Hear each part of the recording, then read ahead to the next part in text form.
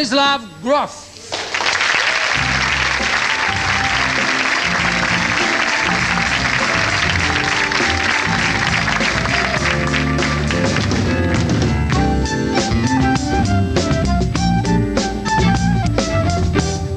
Can I have the book? Yes. Even before we start? Ich dachte, dass wir das alles Deutsch machen. Auch em Deutsch.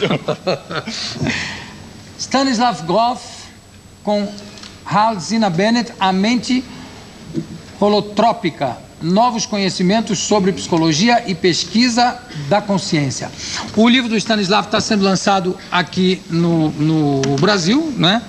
A Mente Holotrópica, e a gente vai falar aqui, depois vamos botar legenda para o papo correr mais redondo. Eu vou perguntar, começando, que ele me explicasse um pouco o que é essa... Well, it's kind of old and it's also new. The new part is that it's a scientific approach. The ancient part is that it studies spiritual experiences, mystical experiences, shamanism, things that have been happening in Aboriginal ceremonies for centuries. Did you get some inspiration also in Castaneda, who made a few experiences that related between state of mind after taking drugs, yes, and also very ancient rites? The foundation of transpersonal psychology preceded Castaneda, but certainly what Castaneda discovered and brought is a contribution, or is that same territory. Castaneda came after. Yes. And let's call it, you call it TP, just to simplify it? We don't like that because it's short for toilet paper in English. Okay, let's go on with transpersonal psychology. You're right. Is it true that you had experience with LSD, and did LSD really change your perception on the human behavior?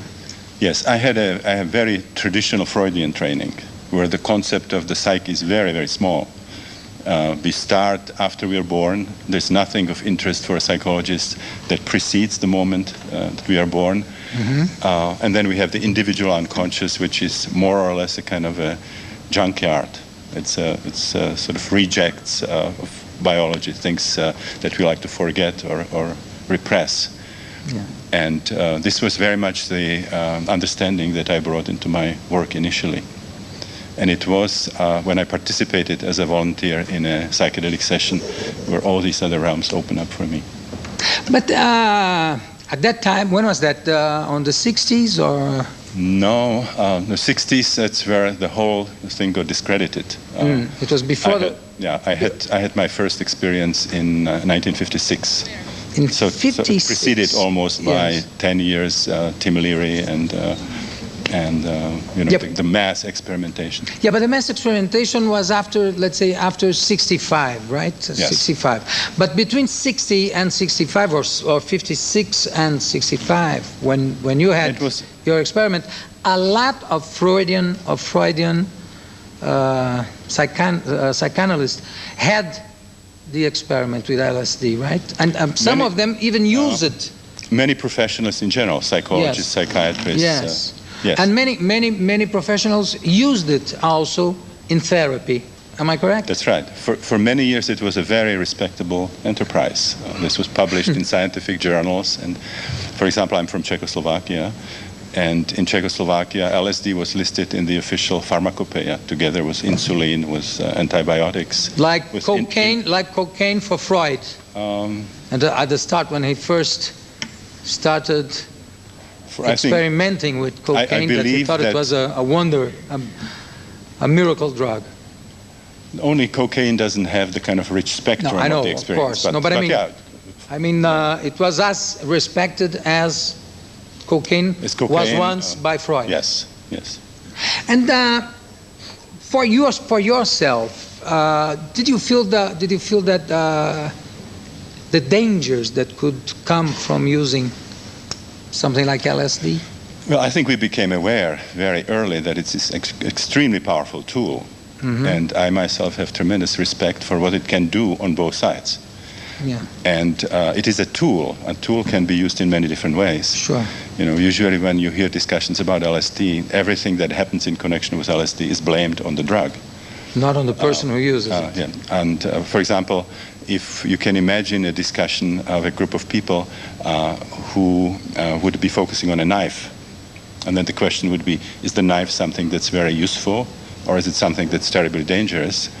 And that one person who would be presenting would be the chief of the New York police, and would be talking about all the people who were killed in the back alleys with a knife. With a knife. And then you would have a surgeon general who would say, wait a minute, I mean, if under the right circumstances, if you know what to do, you can do all kinds of interesting things with a knife. And the chef de cuisine also. There would be a housewife who would be talking about cutting salami, and there would be an artist who would be talking about wood carving.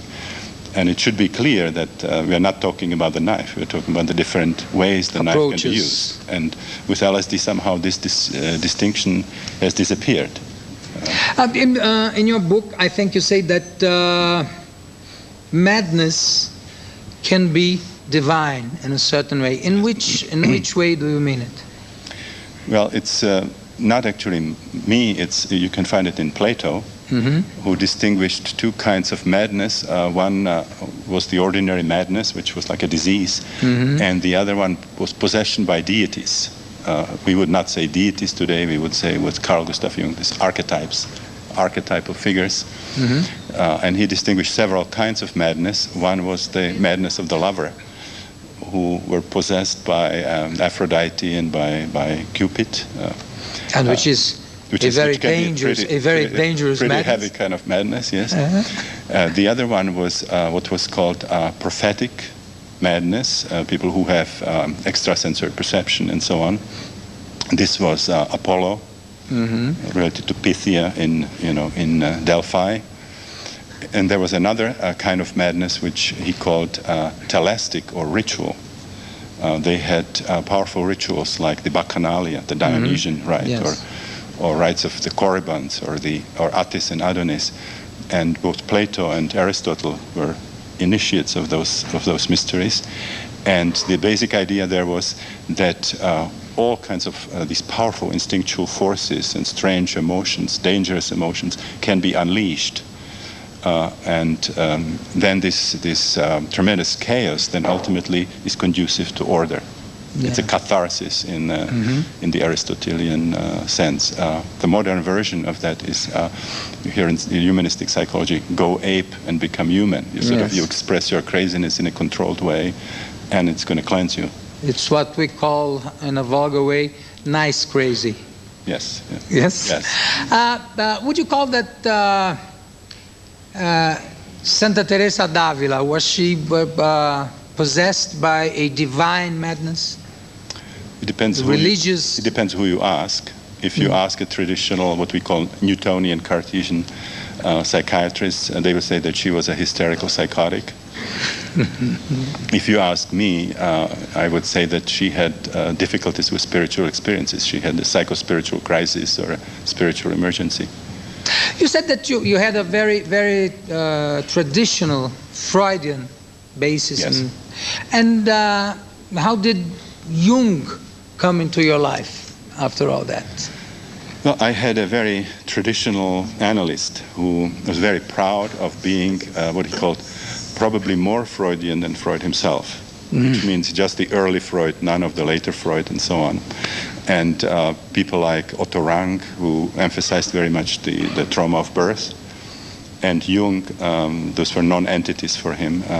So his position on Jung was that he was a mythomaniac who was trying to basically justify his own madness, but it didn't have anything to do with serious clinical work like you do with traditional psychoanalysis.